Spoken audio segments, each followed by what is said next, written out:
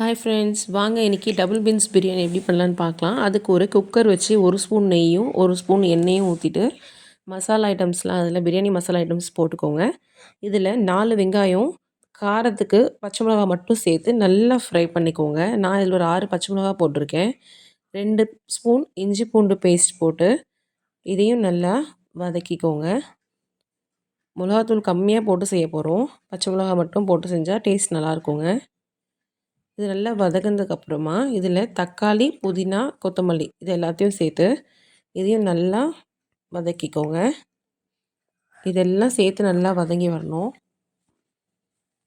நான் அரிசி ஆல்ரெடி ஊற வச்சுருக்கேன். 1 கப் அரிசி ஊற வச்சுருக்கேன். இதில் 1 ஸ்பூன் அளவுக்கு தயிர் சேர்த்துக்கலாம்.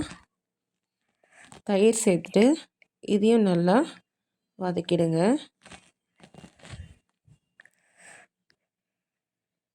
வேக வச்ச டபுள் பீன்ஸை இதில் சேர்த்துட்டு இதில் ஒரே 1 ஸ்பூன் மிளகாத்தூள் மட்டும் சேர்த்துக்கோங்க. 1 பிஞ்ச் மஞ்சத்தூள்,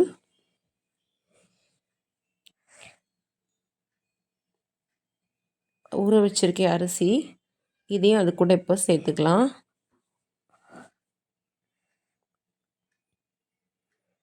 ஒரு கப் அரிசிக்கு 1 கப் தண்ணி போட்டிருக்கேங்க. அதுதான் கரெக்டாக இருக்கும். அரிசி உடையாமல் வரும். தேவையான அளவு உப்பு சேர்த்துக்கோங்க.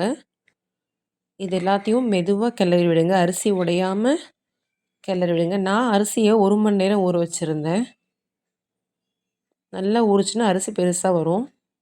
இது ஒரு கொதி வந்ததுக்கப்புறமா குக்கரை மூடிடணும். 2 விசில் வந்ததுக்கப்புறம் பார்க்கலாம்.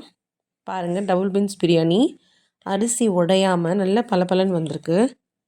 பிடிச்சிருந்தா நீங்களும் இதை ட்ரை பண்ணி பாருங்கள். மறக்காமல் சப்ஸ்கிரைப் பண்ணிக்கோங்க. தேங்க்யூ.